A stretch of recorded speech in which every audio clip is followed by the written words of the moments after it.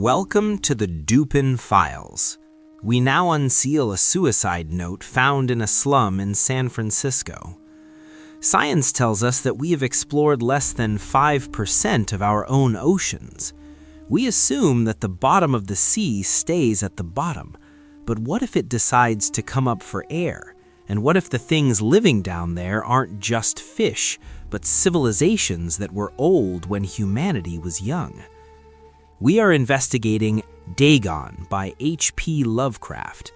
It is the testimony of a morphine addict who drifted onto a landmass that shouldn't exist and looked into the eye of a god that shouldn't be alive.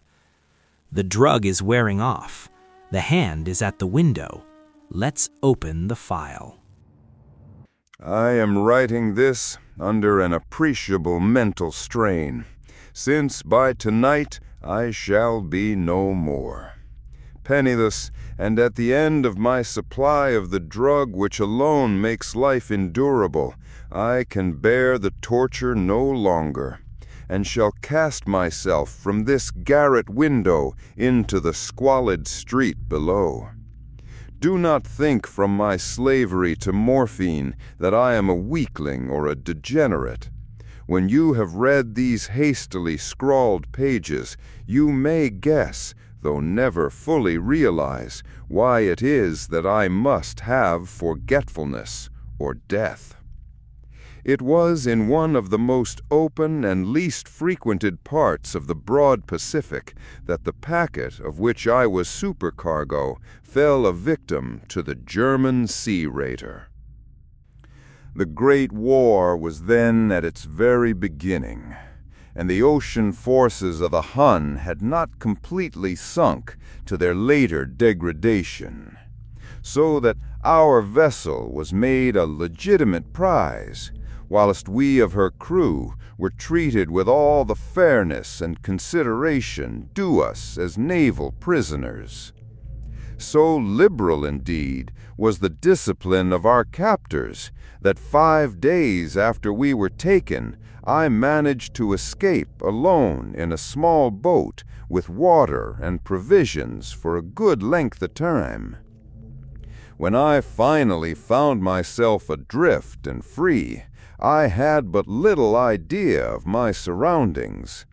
Never a competent navigator, I could only guess vaguely by the sun and stars that I was somewhat south of the equator. Of the longitude I knew nothing, and no island or coastline was in sight. The weather kept fair, and for uncounted days I drifted aimlessly beneath the scorching sun, waiting either for some passing ship or to be cast on the shores of some habitable land. But neither ship nor land appeared, and I began to despair in my solitude upon the heaving vastnesses of unbroken blue.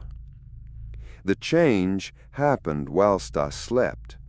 Its details I shall never know, for my slumber, though troubled and dream-infested, was continuous. When at last I awaked, it was to discover myself half sucked into a slimy expanse of hellish black mire, which extended about me in monotonous undulations as far as I could see, and in which my boat lay grounded some distance away. Though one might well imagine that my first sensation would be of wonder at so prodigious and unexpected a transformation of scenery, I was in reality more horrified than astonished, for there was in the air and in the rotting soil a sinister quality which chilled me to the very core. The region was putrid with the carcasses of decaying fish and of other less describable things which I saw protruding from the nasty mud of the unending plain. Perhaps I should not hope to convey in mere words the unutterable hideousness that can dwell in absolute silence and barren immensity. There was nothing within hearing, and nothing in sight save a vast reach of black slime. Yet the very completeness of the stillness and the homogeneity of the landscape oppressed me with a nauseating fear. The sun was blazing down from a sky which seemed to me almost black in its cloudless cruelty, as though reflecting the inky marsh beneath my feet. As I crawled into the stranded boat, I realized that only one theory could explain my position. Through some unprecedented volcanic upheaval, a portion of the ocean floor must have been thrown to the surface, exposing regions which for innumerable millions of years had lain hidden under unfathomable watery depths. So great was the extent of the new land which had risen beneath me that I could not detect the faintest noise of the surging ocean, strain my ears as I might. Nor were there any seafowl to prey upon the dead things. For several hours I sat thinking or brooding in the boat, which lay upon its side and afforded a slight shade as the sun moved across the heavens. As the day progressed, the ground lost some of its stickiness and seemed likely to dry sufficiently for traveling purposes in a short time. That night I slept but little, and the next day I made for myself a pack containing food and water, preparatory to an overland journey in search of the vanished sea and possible rescue. On the third morning, I found the soil dry enough to walk upon with ease. The odor of the fish was maddening, but I was too much concerned with graver things to mind so slight an evil, and set out boldly for an unknown goal. All day I forged steadily westward, guided by a far-away hummock which rose higher than any other elevation on the rolling desert. That night I encamped, and on the following day still traveled toward the hummock, though that object seemed scarcely nearer than when I had first espied it. By the fourth evening I attained the base of the mound, which turned out to be much higher than it had appeared from a distance, an intervening valley setting it out in sharper relief from the general surface. Too weary to ascend, I slept in the shadow of the hill. I know not why my dreams were so wild that night, but ere the waning and fantastically gibbous moon had risen far above the eastern plain, I was awake in a cold perspiration, determined to sleep no more. Such visions as I had experienced were too much for me to endure again. And, in the glow of the moon, I saw how unwise I had been to travel by day.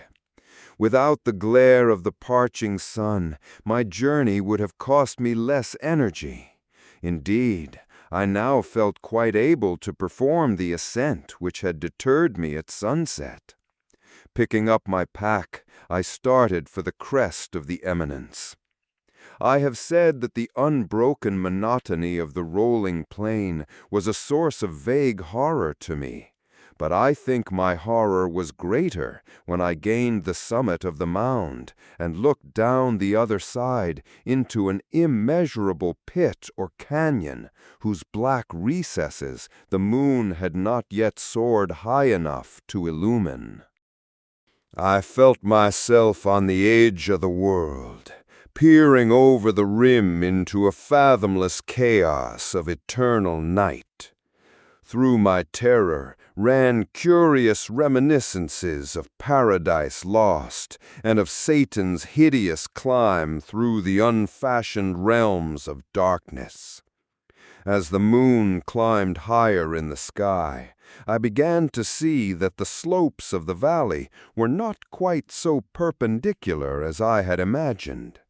Ledges and outcroppings of rock afforded fairly easy footholds for a descent, whilst after a drop of a few hundred feet, the declivity became very gradual.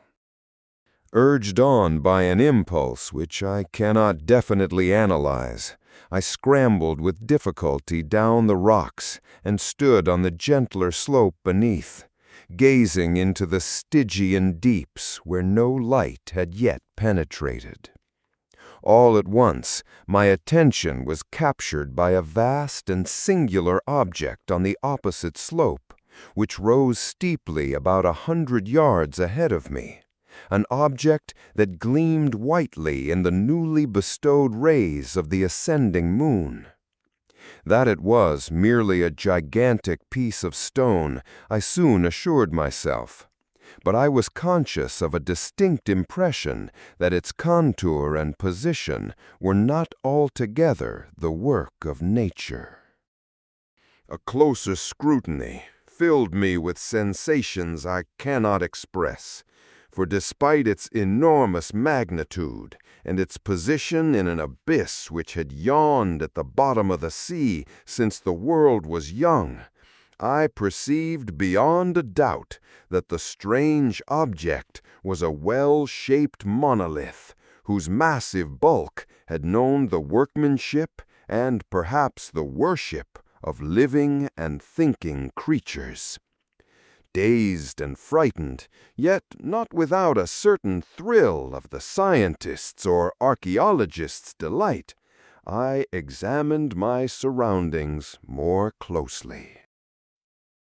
The moon, now near the zenith, shone weirdly and vividly above the towering steeps that hemmed in the chasm, and revealed the fact that a far-flung body of water flowed at the bottom, winding out of sight in both directions, and almost lapping my feet as I stood on the slope. Across the chasm, the wavelets washed the base of the Cyclopean monolith, on whose surface I could now trace both inscriptions and crude sculptures. The writing was in a system of hieroglyphics unknown to me, and unlike anything I had ever seen in books, consisting for the most part of conventionalized aquatic symbols, such as fishes, eels, octopi, crustaceans, mollusks, whales, and the like. Several characters obviously represented marine things, which are unknown to the modern world, but whose decomposing forms I had observed on the ocean-risen plain. It was the pictorial carving, however, that did most to hold me spellbound. Plainly visible across the intervening water, on account of their enormous size, were an array of bas-reliefs, whose subjects would have excited the envy of a Doré. I think that these things were supposed to depict men, at least a certain sort of men, though the creatures were shown disporting like fishes in the waters of some marine grotto, or paying homage at some monolithic shrine, which appeared to be under the waves as well. Of their faces and forms I dare not speak in detail, for the mere remembrance makes me grow faint.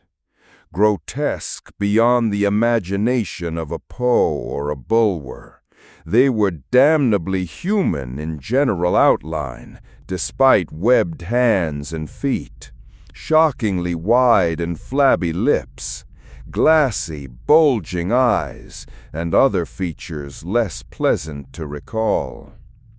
Curiously enough, they seem to have been chiseled badly out of proportion with their scenic background, for one of the creatures was shown in the act of killing a whale, represented as but little larger than himself. I remarked, as I say, their grotesqueness and strange size, but in a moment decided that they were merely the imaginary gods of some primitive fishin' or seafaring tribe, some tribe whose last descendant had perished eras before the first ancestor of the Piltdown or Neanderthal man was born. Awestruck at this unexpected glimpse into a past beyond the conception of the most daring anthropologist, I stood musing whilst the moon cast queer reflections on the silent channel before me. Then, suddenly, I saw it. With only a slight churning to mark its rise to the surface, the thing slid into view above the dark waters. Vast, Polyphemus-like, and loathsome, it darted like a stupendous monster of nightmares to the monolith, about which it flung its gigantic scaly arms, the while it bowed its hideous head and gave vent to certain measured sounds. I think I went mad then. Of my frantic ascent of the slope and cliff, and of my delirious journey back to the stranded boat, I remember little. I believe I sang a great deal and laughed oddly when I was unable to sing. I have indistinct recollections of a great storm some time after I reached the boat. At any rate, I know that I heard peals of thunder and other tones which nature utters only in her wildest moods. When I came out of the shadows, I was in a San Francisco hospital, brought thither by the captain of the American ship which had picked up my boat in mid-ocean. In my delirium I had said much, but found that my words had been given scant attention. Of any land upheaval in the Pacific, my rescuers knew nothing, nor did I deem it necessary to insist upon a thing which I knew they could not believe. Once I sought out a celebrated ethnologist and amused him with peculiar questions regarding the ancient Philistine legend of Dagon, the fish god. But soon perceiving that he was hopelessly conventional, I did not press my inquiries. It is at night, especially when the moon is gibbous and waning, that I see the thing. I tried morphine, but the drug has given only transient surcease and has drawn me into its clutches as a hopeless slave. So now I am to end it all, having written a full account for the information or the contemptuous amusement of my fellow men. Often I ask myself if it could not all have been a pure phantasm, a mere freak of fever, as I lay sun-stricken and raving in the open boat after my escape from the German man-o-war. This I ask myself, but ever does there come before me a hideously vivid vision in reply. I cannot think of the deep sea without shuddering at the nameless things that may, at this very moment, be crawling and floundering on its slimy bed, worshipping their ancient stone idols and carving their own detestable likenesses on submarine obelisks of water-soaked granite. I dream of a day when they may rise above the billows to drag down in their reeking talons the remnants of puny, war-exhausted mankind.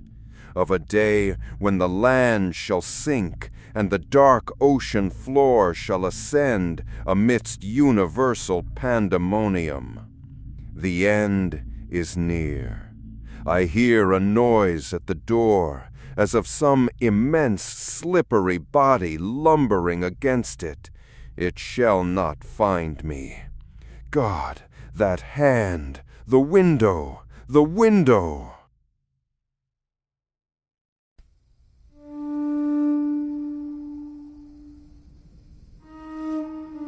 That is the sound of the window shattering. Dagon, published in 1919, is the seed from which the entire Cthulhu mythos grew. If you like The Call of Cthulhu or The Shadow over Innsmouth, you have to respect this case file. This is the moment Lovecraft stopped writing about traditional ghosts and started writing about biological horrors from the deep. Let's dredge up the details of this nightmare. The horror of scale. We have to talk about the monster. Dagon is not scary because he is evil. He is scary because he is stupendous. When the creature rises from the dark water and wraps its arms around the monolith, the narrator is paralyzed by its sheer size. This is the core of cosmic horror. The narrator realizes he is an ant looking at a human. Dagon doesn't even notice the man watching from the shadows. He's busy performing an act of worship at a stone altar. The terror comes from our own insignificance. We like to think we are the main characters of Earth, but Dagon proves we are just surface-dwelling pests, and the real owners of the planet have been waiting in the dark for eons. The geology of madness. Let's analyze the setting. The mire. The narrator, a supercargo on a captured ship, escapes into a rowboat and eventually finds himself on a vast black desert of rotting slime. This wasn't an island, it was a chunk of the ocean floor pushed up by volcanic upheaval. Lovecraft focuses on the smell, the stench of decaying fish, and the carcasses of unknown creatures decomposing in the sun. This is visceral horror. It strips away the romance of the sea, no mermaids, no adventures, and replaces it with the rot of a graveyard. It suggests that if you drain the ocean, you won't find Atlantis. You will find a landscape that the human mind was never meant to see. The monolith and deep time. We must look at the carvings. The narrator finds a white stone obelisk covered in images of fishmen. But here is the Dupin detail. These creatures are depicted hunting whales and sporting in the waves.